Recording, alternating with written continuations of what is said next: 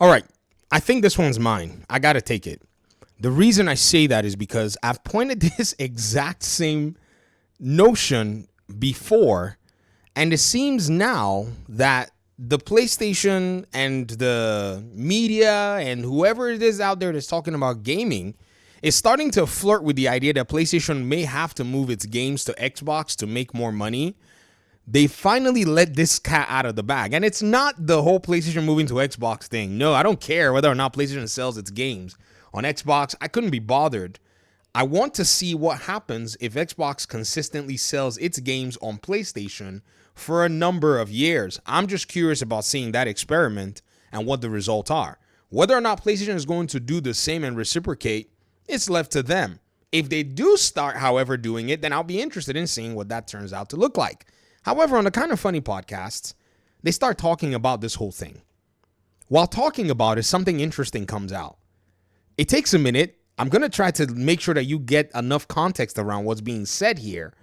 But ladies and gentlemen, I think this is, in my opinion, the craziest thing that never was said years ago that is now being said. Listen to this. You're going to see these numbers, in my mind, of what's going with PC gaming shift in a way that, all right, so many people have gone to PC. There are so many people that haven't and still own a PlayStation. There are the people who want it cross-buy, cross-play, all this stuff. Like, just give it to them that way. I think convenience in meeting gamers where they want to be is what the next 10 years is all about. I've said that before. In fact, if you look through my video catalog, my last few videos, before I even saw this, one of them is titled, Xbox is interested in holding down its core audience anywhere. Another video that I made talked about Xbox and console sales and all of that. Somebody asked me a question in the comments, and I responded, and I said, Xbox isn't bothered. It's this exact video over here. Xbox isn't bothered with who sells the most consoles. They just want to meet you where you are and create a fan out of you where you are. It appears that people are starting to get it. Oh, my. Listen, that's not the end. Just let's keep going. Seeing it now. But it's such an old example, I think, of IGN when we were there, right before you were there, when you were there. But like old IGN, where we had a conversation. I remember being there in whatever year it was. I can't listen very carefully. The beans. Get ready. Get ready. Remember if you're actually there or not. But of like, are we putting IGN videos on YouTube? And the answer it was no. We have IGN.com. People will come to us and they will watch videos on IGN.com. And that was wrong, right? And we learned the hard way at the time of like, no, you need to go meet the gamer, the consumer where they are. Yo, if this is not an admission of the fact that Xbox is taking the most, in my opinion, sensible, logical, obvious step to expand their business, while the entire brain rot console fandom is absolutely losing their minds with all the wrong talking points, I don't know what else is. I said this to y'all before. In fact, I made a video where I created a challenge. I said, all the talking heads, the content creators that put their stuff on Twitter, why don't they take all their content exclusive and then wait for the audience to go ahead and find their content and then pay them money to listen to or engage with their content and see what happens to their platform if they engage in that? Whereas, even those who put their content exclusive do it for a short period of time and then open it up for everybody else because they get to benefit from that cross aspect of, we'll give you a special benefit if you decide to stay in our platform, maybe become a Patreon subscriber, maybe become a YouTube member, whatever it is. And then eventually, if you don't want to do so, you can still have access to our stuff and we still benefit from ad revenue. This is people talking about IGN's business model. One which actually found out real quick that so-called we built it, let them come to us. It's not always going to pan out. And clearly the consumer, I think, is speaking right now loudly of, I want my games everywhere. I want to be able to play. I want to have some fun. Yeah, it's interesting. I kind of am on the other side of this one. Please. I think that... you're on the other side of it, but remember, he just basically completed Greg's words, right? Speaking right now loudly of, I want my games everywhere. I want to be able to play. I want to have some fun. Yeah, Hold Right on. before you were there, when you were there, but Listen. like old IGN, where we had a conversation. I remember being there in whatever year it was. I can't remember if you're actually there or not. But of like, are we putting IGN videos on YouTube? And the answer it was no. We have IGN.com. He remembers. You hear him say no. I mean, like, he had that look on his face, like reminisce, right? But he says he's on the other side. I'm curious and I'm interested to hear what he has to say. People will come to us and they will watch videos on IGN.com. And that was wrong, right? And we learned the hard way at the time of like, no, you need to go meet the gamer, the consumer where they are. And clearly the consumer, I think, is speaking right now loudly of, I want games everywhere. I want to be able to play. I want to have some fun. Yeah, it's interesting. I kind of am on the other side of this one. Please. I think that you guys are making a lot of sense, but I think that with where we're at, PlayStation's in a different place. When we talk about the prestige games and like what people think the general public thinks about PlayStation, they still have that. I don't think they're going to lose that. I think 10 years is long. No, they're absolutely losing it. They are. Ladies and gentlemen, this is a dangerous notion to still think that the old guard is going to be able to hold that strong. If, say, we were reading comments from the Video Game Fight School channel, okay, it's kind of a bubble. If we're reading comments from Twitter, it's kind of a bubble. If we're reading comments from Reddit, sure, it's kind of a bubble too. However, the moment we started to see that somewhere, somehow in April, that Xbox consoles got an 8% year-over-year growth in terms of their console sales, Xbox, series consoles, right? If I can spell, that 8%, whatever, if I can find an article that's pointing here, like this one over here. Circana, Xbox may have finally seen some solid year-over-year hardware growth, both in units and retail sales. The story starts to kind of change. You know what I mean? Like, anecdotes, yes, talk about anecdotes and stuff, but you still have to go back and lean on the data. So, bro over here might talk about mindshare and, iconic games all day, but at the end of the day, mindshare has to correlate with, what I think is kind of the convenience in wallet spend.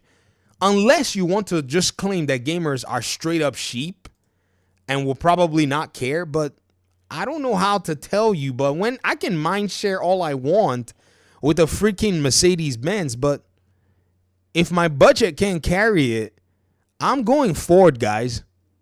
You feel me? And so people always talk about mind sharing gaming, and I'm like, guys, you got to realize that, and I'm glad they brought the business conversation out in the open.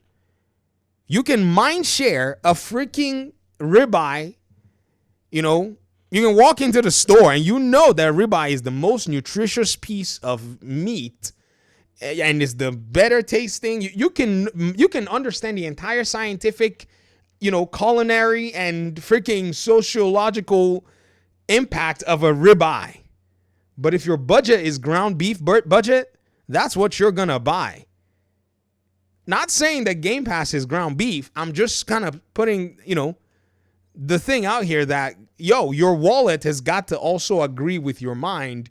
If not, you're a zombie. Just buying things that they say to buy. That's my opinion anyways. Maybe I'm crazy. Long time, there will be a lot of technological changes that could make everything I'm saying wrong. But I think that to Andy's point, Xbox is selling more than they have ever, whatever, with these games because they're putting on a console that has an insane install base.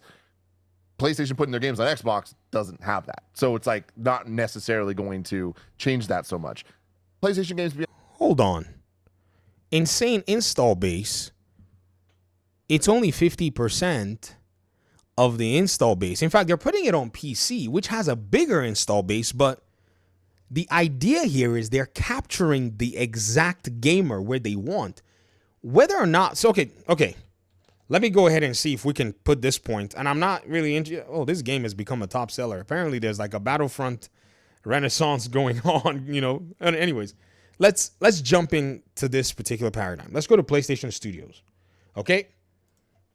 PlayStation games, when they come here, you look at their concurrent player base, you look at their sales, This is all extra revenue in many cases. The idea is that revenue is what is needed. Whether the install base is there at the rate of 2x or 0.5x, you know what I mean? It doesn't matter as long as they can pull the revenue from there. That's what they're going to be going for if it gets down to the point that their games cannot receive the same cadence in terms of release. Like before they make 8 years worth of 2 games, Xbox does 30 games. Oh, it's over. Bringing and pulling old IP and just yanking them from wherever they are and just porting them quick. Easy development, easy stuff, right? Old title, remaster, reloaded, new title, bam. They just keep putting it all out there, bam. It's not going to really matter whether or not the install base is there. PlayStation is going to be like, we need money because our ecosystem is getting literally flooded. We can sit here and take 30% all day.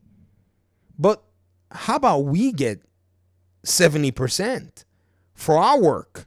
Where are we going to get a 70% from our work that's outside of our ecosystem, that's not dependent on our players to come and buy a third copy of the game? Because that's what's going on. Days Gone, that's what they're wanting you to do with Days Gone, is that you come out here and buy a third copy of the game.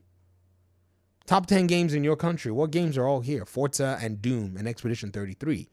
So the top games that are being played on PlayStation, or some of the top games being played on PlayStation, Xbox is giving its own community access to those games for a little amount of money. I want to keep listening to what is being said here. On PC day one, I do think that is an inevitability. That should be the goal. I imagine that will happen. I mean, really? Oh my gosh. I got dragged and, people made fun of me when I said that they were going to go day one with their other games on PC. Oh, the impact of Game Pass is so heavy now. Everybody is basically buckling their old opinions under the weight of the reality. It's nice to see people come around, but I didn't need anybody to validate those claims. They were basically common sense claims. This should put it on Nintendo is what I'm talking. Yeah. Like PlayStation going everywhere. Like, yeah, and the Nintendo thing I do think is an interesting possibility there. But I think that PlayStation's going to continue to try to be on the highest end and really be the ones to push the boundaries, where I do think everyone else is going to start to go a little bit lower and follow more. As Nintendo reaches up with the tech, I think that everyone else is going to kind of come down a little bit to get on all the handhelds and all that. I think that PlayStation is going to, in the same way that people buy 4K Blu-ray players because they want that dedicated physical hardware that it can do it the best. I think that PlayStation is going to be the last remaining console that is trying to be the best console. And I think that is going to speak to core gamers that I think will always exist. I think that their I don't know, man. Well, we'll see. Numbers will dwindle, but I think in 10 years, there's still going to be place for a system, a video game console, that is the best way to play these games. And the only way to play these games, I mean, maybe not only because of PC and stuff, but I'm not laughing. I just think it's funny. And here's the thing. All what he's saying sounds all well and good, but PlayStation has already signaled otherwise. When those leaks came out of Insomniac, they showed some really interesting things that you wouldn't believe. They already have a PC pipeline and mobile pipeline in their own, in their long-term strategy and a long-term goal. Xbox, yes, will probably be their last resort. However, they have to go meet players where they are. But here's the thing. They're 8 years late. Do you understand what's being said here? They are 8 years late to the party. So this thing that he's envisioning that PlayStation is going to be in 10 years is what Xbox is on track to do within the next 36 months. If they continue this cadence, this release, they'll be that box that people want to go to because they have everything. They have your games, they have your cross entitlements, they have all this stuff, while PlayStation is still talking about how they're going to extend to PC and mobile. in their leaked slides. And they even said much more. Things that these people refuse to. Remember when it's leaked? And these guys are being, castigated for refusing to talk about it while they talked about Xbox's leaks? Yes. They know, they see the manifestation of all of that now. That's why they sound like this, because the reality is starting to dawn. They know what I've known for a long time. They know what a lot of us have known for a long time. But because it was acquired based on leak data, Thanks for watching the video. Peace out.